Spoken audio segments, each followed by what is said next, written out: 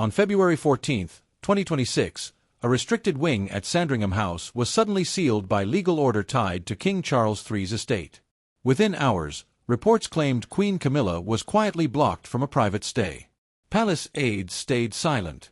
Lawyers did not. The move raised urgent questions about royal property rights, control, and reputation during a growing scandal. But what really forced the king's own legal team to shut the doors, and who was it truly meant to stop? Because behind that locked door, something far more sensitive may have been at stake.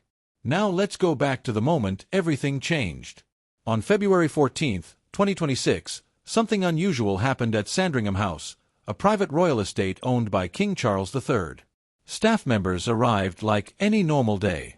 But very quickly, they were given new instructions.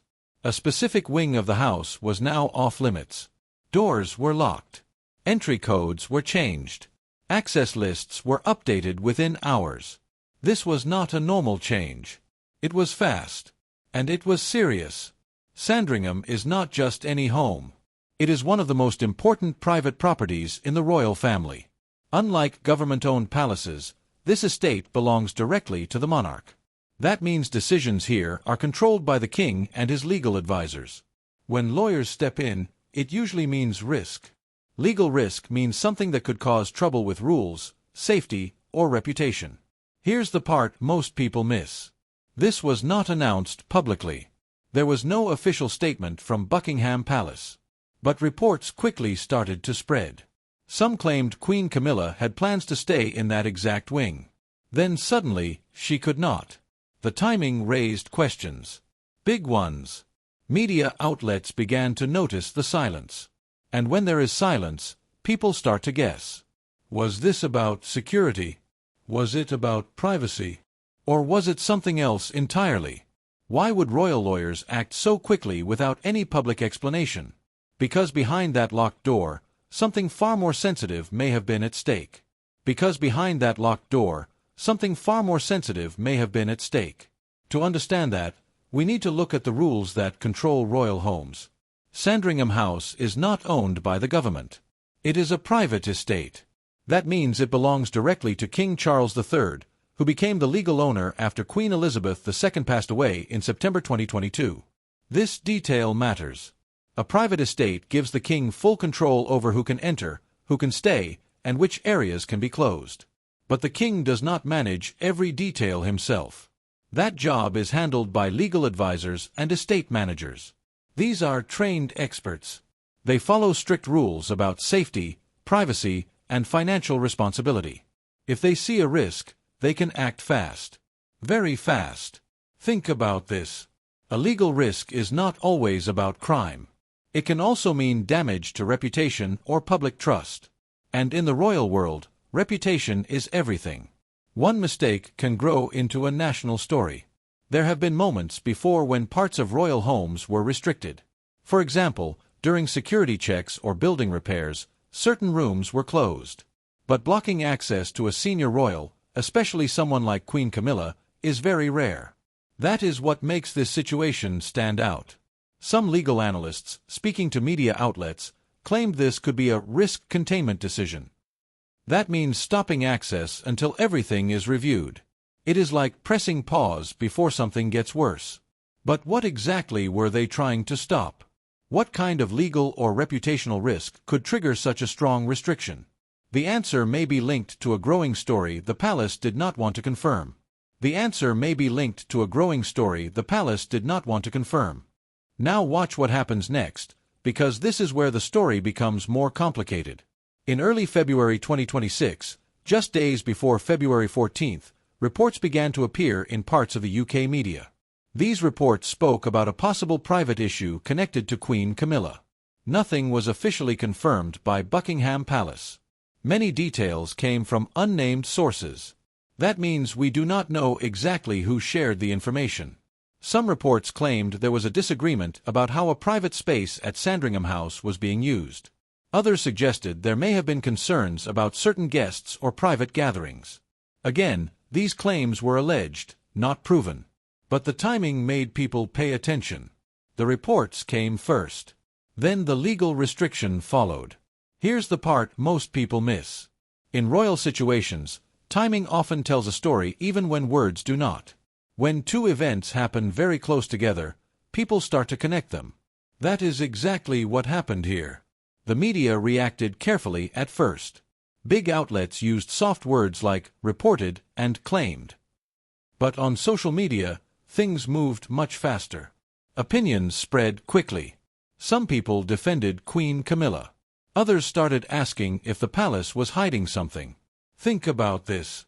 When there is no clear answer, the space gets filled with guesses. And those guesses can grow bigger than the truth. By mid-February 2026, the story was no longer small. It was becoming a national topic. Was the legal action truly connected to these alleged reports? Because the next move by the king's legal team made the situation even more serious.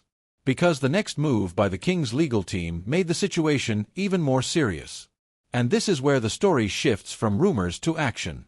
After the report spread in early February 2026, a clear legal step was taken at Sandringham House. According to multiple reports, an internal directive was issued around February 14, 2026. A directive is a formal order. It tells staff exactly what to do. In this case, the order was simple but strong: restrict access to a specific private wing of the estate.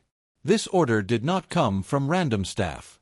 It was linked to legal advisors working under King Charles III. These lawyers have real authority. They can act in the king's name to protect the estate. If they see a legal risk or even a reputational risk, they do not wait. They act quickly to control the situation. Here's the part most people miss. This was not just about locking a door. It was about controlling who enters a space, who uses it, and what happens inside it. That level of control usually means something important is at stake. The impact was immediate. Staff were told not to discuss the situation with outsiders. Access lists were updated. Security checks increased. Some reported that planned visits were quietly cancelled or moved without explanation. Again, these details are reported, not officially confirmed. But the pattern is clear. Everything became tighter. Think about this. Legal teams move this way when they want to stop a problem from growing. It is about containment, keeping things inside before they spread outside. But one question still remained, and it was getting louder. Was this legal action meant to protect King Charles, or to limit someone else? Who was the real target of this legal restriction? Because the public reaction soon forced the palace into an uncomfortable position.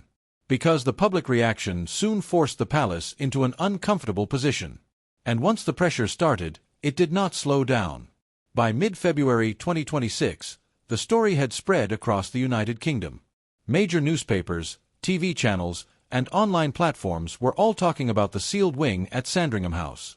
The date, February 14, 2026, kept coming up again and again. It became the moment everything changed in public view. At first, the coverage was careful. Media outlets used words like reported and claimed when talking about Queen Camilla and the alleged situation. But even with careful language, the story kept growing. Why? Because the palace stayed silent. Buckingham Palace gave no detailed explanation.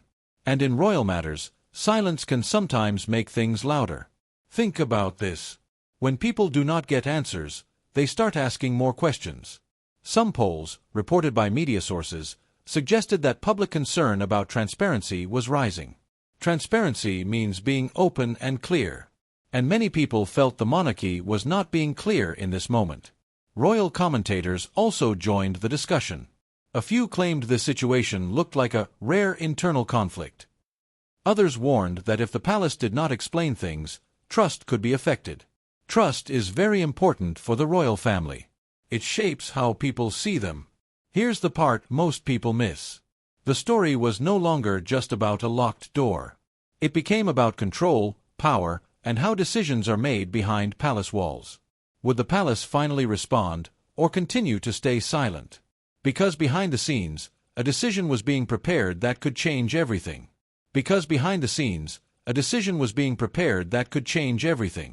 Now watch what happens next, because this part is about a quiet battle no one can see. Inside Buckingham Palace, two powerful teams often work side by side. One is the legal team. The other is the public relations team, also called PR. Legal means rules and protection. PR means image and public trust.